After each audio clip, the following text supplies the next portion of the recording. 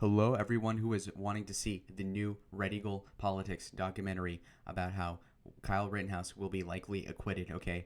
Justice on trial. This is some real heavy stuff. We're going to go ahead and play the video, and you're going to see why he will be acquitted, okay?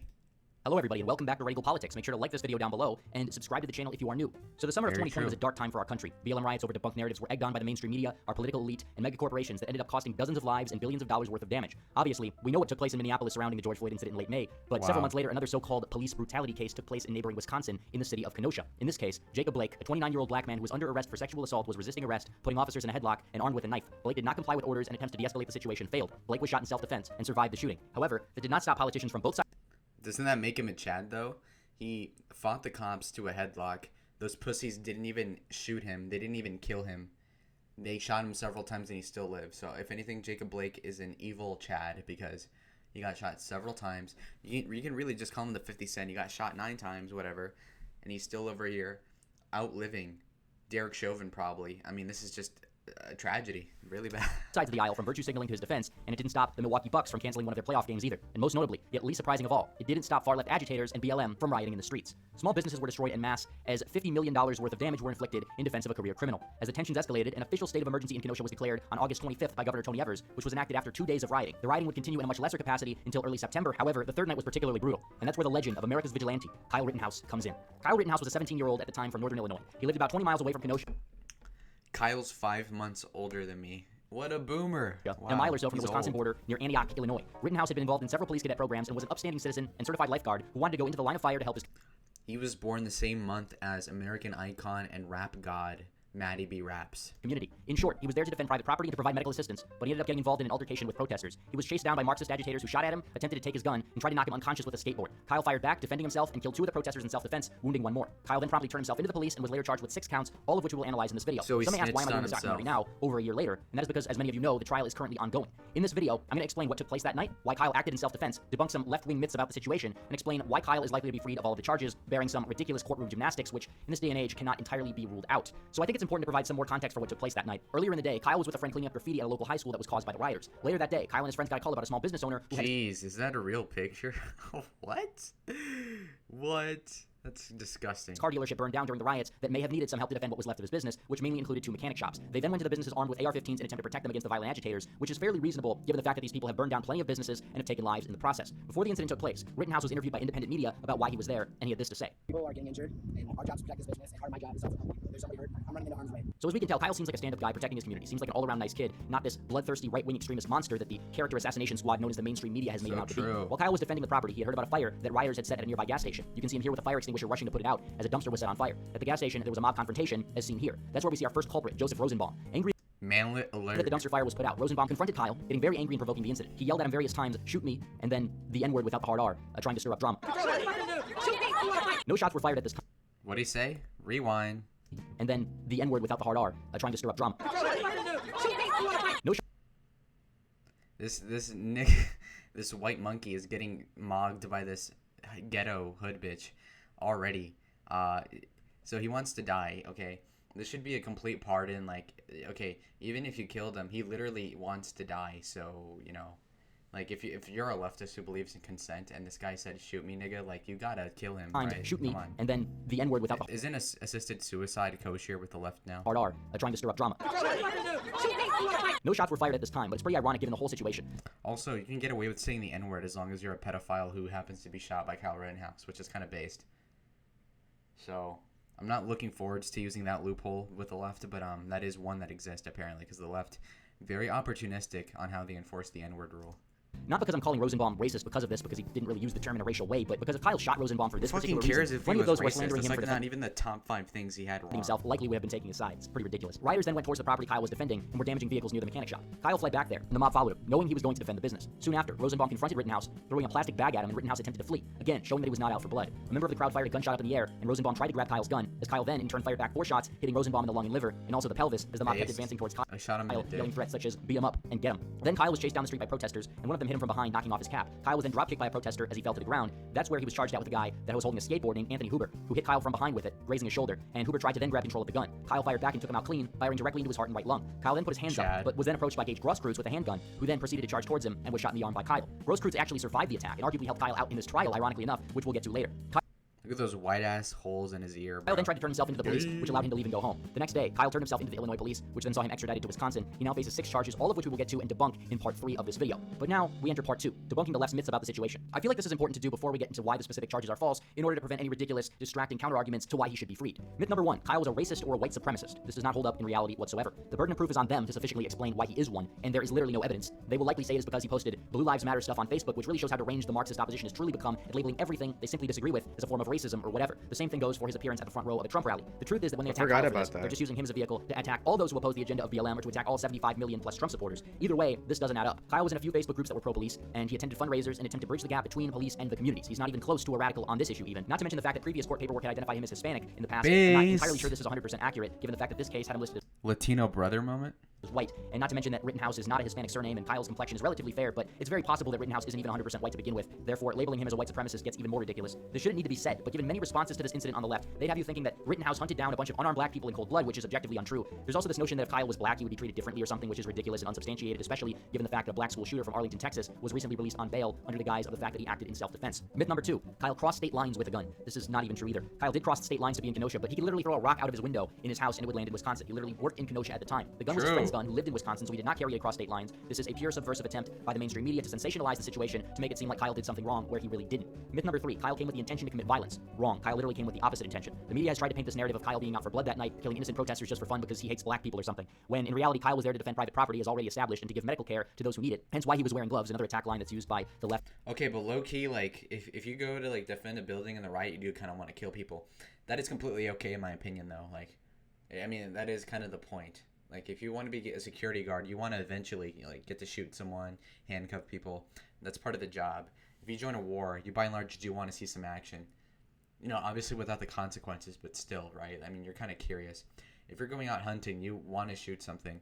So to say, like, oh, he didn't want to go kill people, like, the real question is that even a bad thing? Like, if you were, you know, he's killing the pedophile, the communist. Like, I don't care, to say that he was covering up for his actions. He was even administering the medical care to those same protesters who attacked him and wanted him dead. So why would... Okay, so then he's an idiot for wanting to give paramedic care to the rioters. That's retarded. he have intended to commit violence in that instance?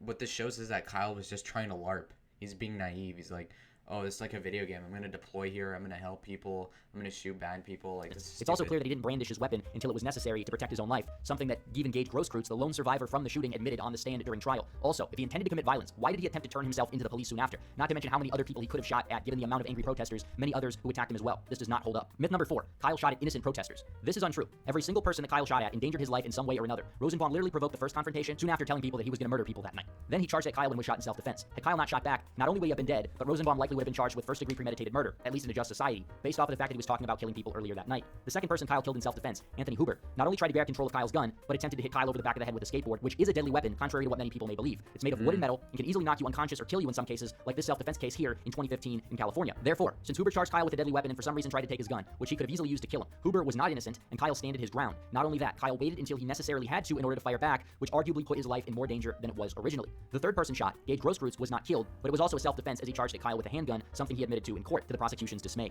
He even acknowledged that he pointed the gun at Kyle too, basically all but confirming that it was self-defense. If these 3 instances are not self-defense, I don't know what is. And let's not fool ourselves into thinking that these were some innocent people that he shot, or that they may have made just a one-off mistake. Not that it's 100% relevant to the situation here, but all 3 of these Marxists have awful criminal pasts. Rosenbaum was literally a sex offender. No, not an IP'd outside sex offender, but an actual dangerous one. He went...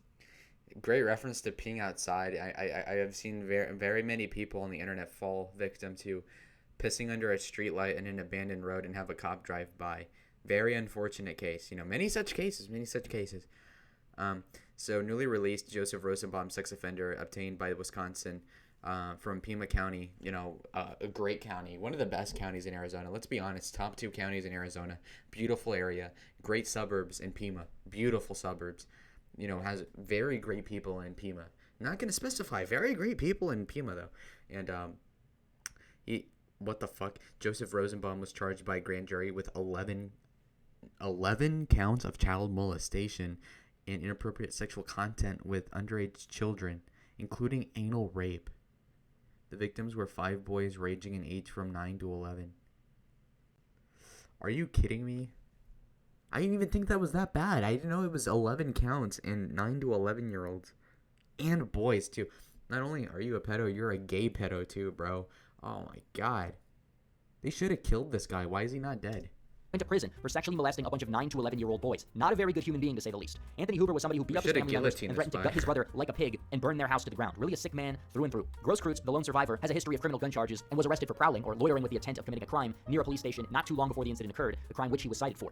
So he's a commie. Not as bad as the other two, but not really a clean past either. Now, criminal pasts are not necessarily 100% relevant to the situation, but it does show that these were clearly not mentally stable people that Kyle shot back at, which only proves his case for self-defense, especially compared to his own record as a good Samaritan. Myth number 5, Kyle was breaking the local 8 p.m. curfew and was not supposed to be there. Kyle was out later than 8 p.m., this is true. The only problem was that Kyle was on private property, which the curfew does not apply to. And if you think that the media cared about this, they would be chastising the rioters for actually breaking the curfew, but we know that they lack principles. Also, the curfew charge has been dropped while I'm working on this video, so it seems like this myth has already been disproven in the court of law. Myth number 6, Kyle acted guilty or was in a hit-and-run style situation. This is a ridiculous statement, especially given the fact that Kyle was literally running for his own life from irate protesters and then proceeded to turn himself in. Not because he knew he was guilty, but because he trusted our legal system with confidence to play out in his favor, which, judging from the trial so far, seemed to be the right call. Myth number 7, even if it was self-defense, Kyle open carried under age 18, which still incriminates him. Now, this one is a bit questionable, but usually when you're winning an argument with leftists about the Rittenhouse case, they bring this up as they concede the self-defense part of it. What is true is that Wisconsin does allow for open carry without a license, so Kyle was exonerated on that part. However, it does seem as if the age for open carrying is 18 on the books. This does not, however, mean that a legal loophole doesn't exist, as the AR is technically a long gun, and there is a murky provision that does allow you to open carry at 16. This provision is mainly for hunters, which Rittenhouse has hunted in the past.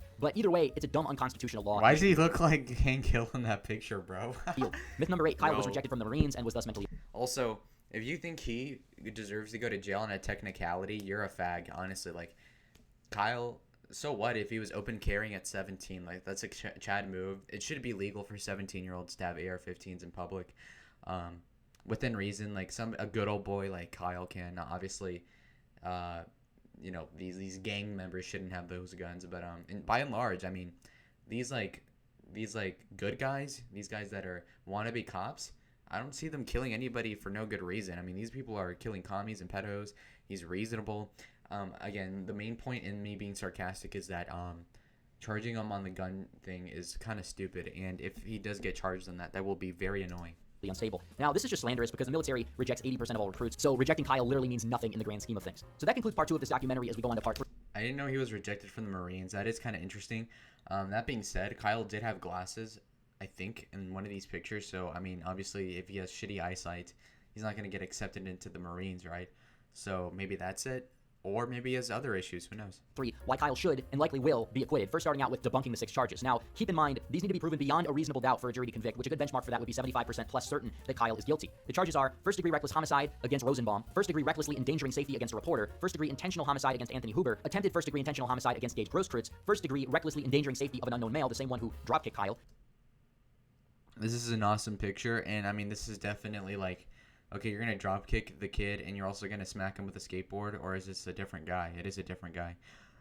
Yeah, very sus though. And the possession of a dangerous weapon by a person under the age of 18. All of these charges have a potential of adding up to life plus 164 years, a ridiculous amount of time. Whoa. So without further ado, let's analyze why they're false. Number 1, the first-degree reckless homicide charge of Rosenbaum likely will not stick. Under Wisconsin law, the prosecution would have to prove that Kyle recklessly caused the death of Rosenbaum under circumstances that showed an utter disregard of human life. Kyle, if anything, showed restraint, gave Rosenbaum every opportunity to back down, but he wouldn't let up, all because Kyle and his friends decided to put out a dumpster fire. The second charge, the first-degree recklessly endangering safety against the reporter Richard McGinnis, who interviewed Kyle earlier that night charge, is just baffling. Now, McGinnis was barely hit with a little bit of ricochet concrete and literally went on hill rising to defend Kyle soon after, so he wasn't in any grave danger that night, and this charge really shouldn't stick either. The first-degree intentional homicide charge against Anthony Hoover is one of the most ridiculous, because we know that Hoover charged at him with a skateboard, a deadly weapon, and tried to grab Kyle's gun. Kyle fired back in self-defense. No wrongdoing here at all. So the fourth charge, the attempted first-degree intentional homicide charge against Gage Grosskreutz, is now going to be dead in the water, especially after Grosskreutz literally admitted that he pointed a gun at Kyle after charging at him, appearing to anticipate the shoot. His Facebook friend later that night commented that that was exactly Grosskreutz' intention. So if this one sticks, our nation is truly screwed beyond repair. The fifth charge, the first-degree recklessly endangering safety of What a retard friend, too. And also, that's how you can tell Gage is not a Zoomer. You're like a 30-year-old millennial, is that, oh, I'm on Facebook, and, you know, my friend was gonna kill that little bitch, but, yeah, he regrets not emptying the full mag on him. Like, really?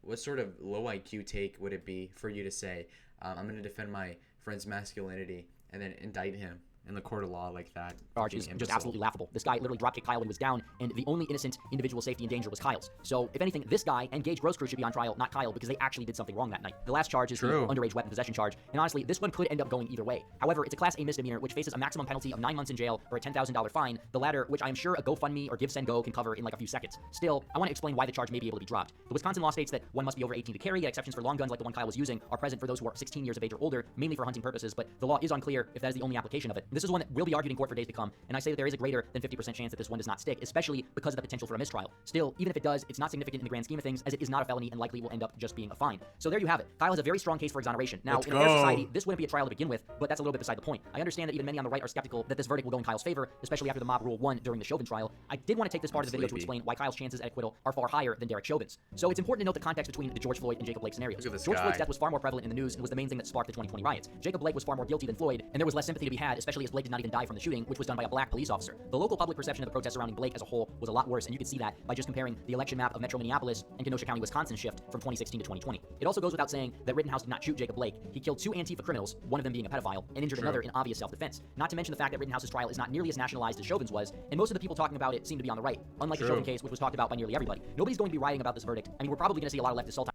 on Twitter about it if he walks, but if Chauvin was let go, we know that Minneapolis would not exist anymore. This indicates that the jury has a lot less pressure put on them to convict Kyle. We know that Chauvin's verdict was ridiculous. I did 2 whole videos on why. Manslaughter I could see maybe at most. I thought the guy had been a dirty cop in the past, but he was clearly not the main cause of death for Floyd and probably would have gotten off anywhere except in Minneapolis with a jury of mainly liberals. We know that Kenosha is a Trump county, so the jury will likely have at least a few favorable. Remember when Chauvin was guilty, bro? That was hilarious. Fuck him. The judge is actually like, okay, did he kill Floyd? Probably not, but like at some point you should have gone off of his neck, right? Or his shoulder blade. Yeah, fuck Chauvin, I don't care. He based an epic in the Kenosha case too. He's been historically a constitutionalist and is opposed to nationalizing cases and media bias. He's been very angry at the prosecutor the whole trial, and his ringtone is "God Bless the USA" by Lee Greenwood, a song commonly heard at Trump rallies. The actions that I talked about. Now, patriotism nowadays instantly puts you on the right for whatever reason, so I can't imagine him going hard on Kyle, even if the gun charge manages to stick. That is, if the prosecution avoids a mistrial. Speaking of the prosecution, they've been god-awful. At least the Chauvin prosecution had their act together during the last couple weeks. It's almost like they're trying to have a mistrial in order to avoid an acquittal or something, and they just can't keep shooting themselves in the foot. Here's some highlights. And what you're telling me, you're an experienced trial attorney, and you're telling me that when the judge says, I'm excluding this, you just take it upon yourself to put it in because you think that you found a way around it? Come on. That just hours ago, I said I had heard nothing in this trial to change any of my rulings. So why? Pardon me? That was before the Don't get brazen with me. You knew very well. White people fight and be like this, bro. Oh my god. Don't get brazen with me. So don't give me that. That's number one. Bald ass motherfucker be like, don't get brazen with me, boy. That's basic law. It's been basic law in this country for 40 years, 50 years. Fucking nerd moment. I've never seen a judge chastise a prosecution like that in a case. It's just that awful. Not only did the Grosskreutz testimony fail miserably, Kyle made the prosecution look like a fool on several occasions. But he cried though. Here's some highlights. Isn't one of the things people do in these video games try and kill everyone else with your guns? Yeah, the video game. It's just a video game. It's not real life. TikTok account. That was a TikTok account that you had during the summer of 2020, correct? More doors, 4 whores, something like that. Yes. Your username on TikTok was 4 doors, more whores? Yes. And that's a picture of you there with your AR-15, correct? Yes. Start running towards that lot, right? Towards the fire that in the Duramax. And Mr. Rosenbaum is running ahead of you, isn't he? I don't believe so. But you decided you needed to run because of the fire in the Duramax? Yes. Why? What was so urgent? It was a fire. There's fires all over the place, so? I was getting to the fire to put it out. We'll get back to that in a second. Yeah, it's pretty obvious that the optics for the prosecution are horrible here, just awful. If anything, their charade is going to make the jury less inclined to convict. Yet I still think there's a good chance a mistrial is declared, and Kyle likely may walk free that way. Mainly because they could never let him win fair and square. It's just bad optics for them, and good optics for the people that they censored from defending Kyle in any capacity on social media. So there we have it. America's vigilante will likely walk free. Now, Kyle's life will sadly be ruined for a while. He'll be doxxed, harassed, he'll likely have to move far away, and he won't be able to have a real job anytime soon in the future. Though he's probably going to make a fortune suing our media and elite political class for defamation, so I'm sure he'll end up just fine.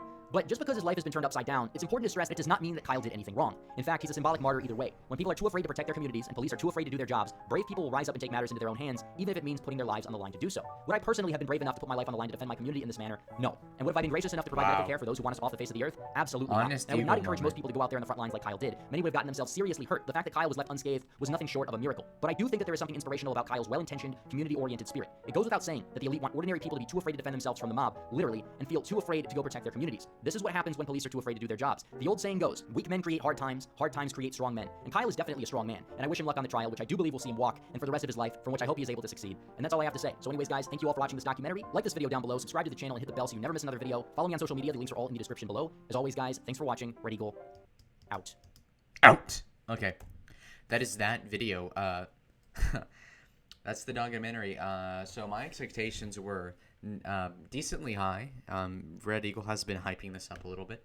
I'm not gonna lie. and it's taken several days for him to upload this. He's clearly working at a faster pace than John Doyle is, I'll be completely honest. Now, some might chalk that up to a satanic psyop, but ultimately I conclude that to laziness on one person's side and not on Red Eagle. I think Jack has really stepped it up here. Now, in terms of quality, I like this a lot. I also feel like the pacing was good. I think the slideshow presentation parts of, saying the 6 charges, all that bullshit, breaking down what you were going to do in the video and the plan, that was a good idea. The other thing I wanted to bring up with this is also that I believe that he necessarily that Red Eagle was pretty spot on with what's going to happen. Either, worst case, there's going to be a mistrial. Otherwise, there will be a complete vindication on the Rittenhouse question. And I hope Rittenhouse does get acquitted because he does deserve it. Unlike Chauvin, Derek Chauvin's like a middle-aged guy, didn't really handle the Floyd thing the best way, and frankly was not cool, didn't have any charisma, was kind of like a snitch-ass, lame-ass cracker. Whereas Kyle was a boss, gamer, Zoomer, 2003, Chad, who killed a communist, a pedophile, and shot another commie, I suppose. So that's awesome. And those 2 guys are rotting in hell, and Gage Crow's-Cruz or whatever is on his way. So good on him. Kyle Rittenhouse is the people's champion as far as I know. And so far, I think Red Eagle's documentary was really good. And I think this will age well. And I hope to God it does, because he definitely deserves a vindication on the Rittenhouse question, a complete acquittal, and nothing less. We need this to be the OJ 2.0. Okay.